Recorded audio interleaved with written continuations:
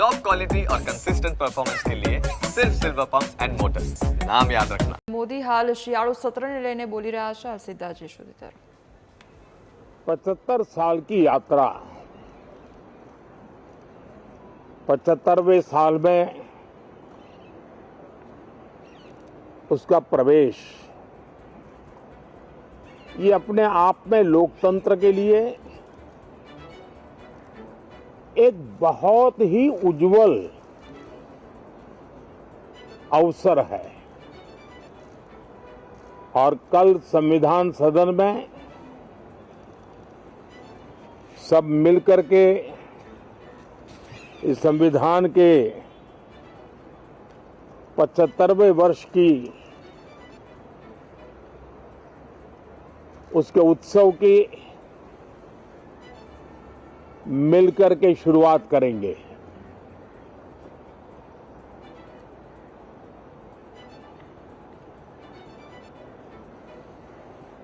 संविधान निर्माताओं ने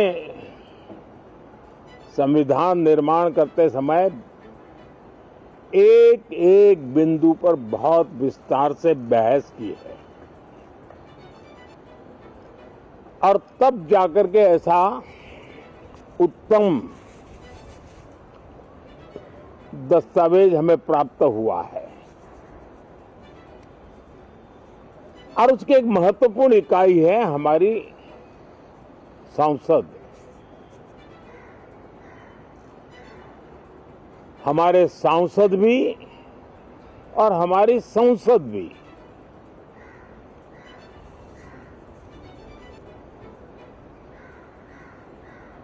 पार्लियामेंट में स्वस्थ चर्चा हो,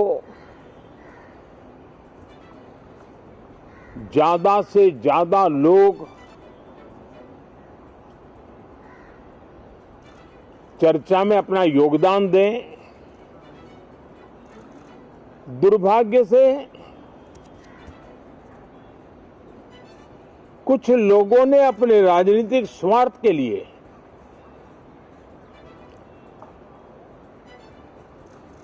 जिनको जनता ने अस्वीकार किया है, वे संसद को भी मुट्ठी भर लोगों के हुड़दंगबाजी से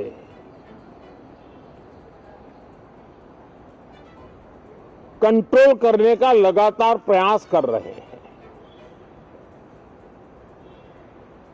उनका अपना मकसद तो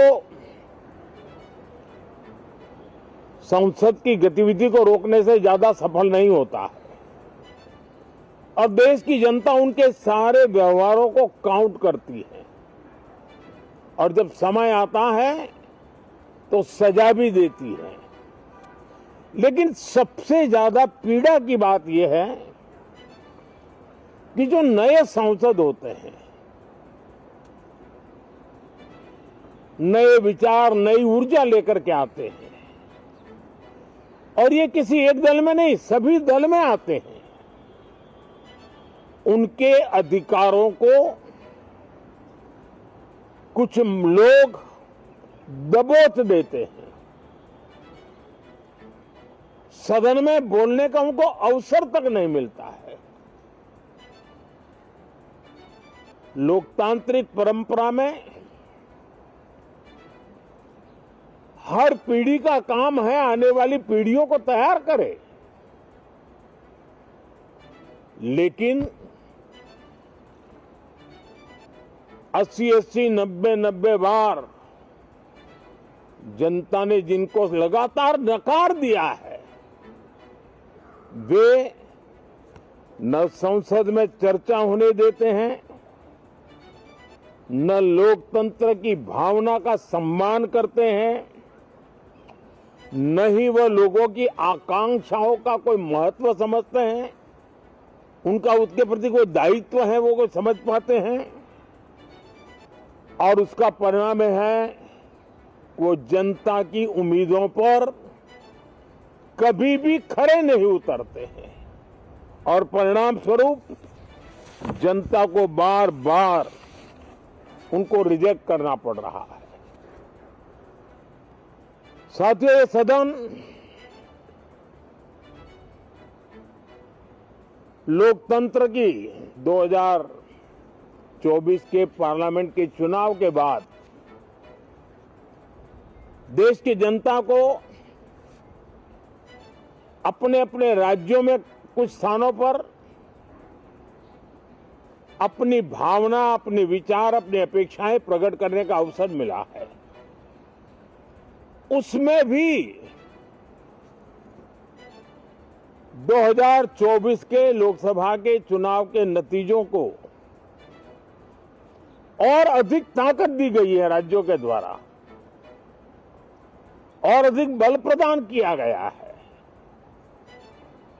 और अधिक समर्थन का व्याप बढ़ा है। और लोकतंत्र की यह शर्त है कि हम जनता जनार्दन की भावनाओं का आदर करें, उनकी आशा अपेक्षाओं पर खरा उतरने के लिए दिन रात मेहनत करें। मैं बार बार खास करके विपक्ष के साथियों से आग्रह करता रहा हूं, और कुछ विपक्ष बहुत जिम्मेदारी से व्यवहार करते भी हैं। उनकी भी इच्छा रहती है कि सदन में सुचारू रूप से काम हो, लेकिन लगातार जिनको जनता ने नकार दिया है, वे अपने साथियों की बात को भी दबोच देते थे, उनकी भावनाओं का भी अनादर करते हैं, लोकतंत्र की भावनाओं का अनादर करते हैं। मैं आशा करता हूं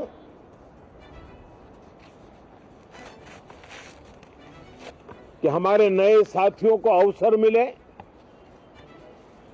सभी दल में नए साथी हैं, उनके पास नए विचार है, भारत को आगे ले जाने के लिए नई नई कल्पनाएं हैं। और आज विश्व भारत की तरफ बहुत आशा भरी नजर से देख रहा है। तब हम संसद का समय का उपयोग वैश्विक स्तर पर भी भारत के आज जो सम्मान बढ़ा है, भारत का प्रति जो आकर्षण बढ़ा है, उसको बल प्रदान करने वाला हमारा व्यवहार रहना चाहिए। विश्व के अंदर भारत को ऐसे अवसर बहुत कम मिलते हैं जो आज मिला है, और भारत की संसद से वो संदेश भी जाना चाहिए कि भारत के मतदाता, उनका लोकतंत्र के प्रति समर्पण, उनका संविधान के प्रति समर्पण, उनका संसदीय कार्य पद्धति पर विश्वास, संसद में बैठे हुए हम सबको जनता जनार्दन की इन भावनाओं पर खरा उतरना ही पड़ेगा। और समय की मांग है, हम अब तक जितना समय गंवा चुके हैं उसका थोड़ा पश्चाताप करें, और उसका परिमार्जन करने का उपाय यही है कि हम बहुत ही तंदुरुस्त तरीके से हर विषय के अनेक पहलुओं को संसद भवन में हम उजागर करें। आने वाली पीढ़ियां भी पढ़ेगी उसको, उसमें से प्रेरणा लेगी।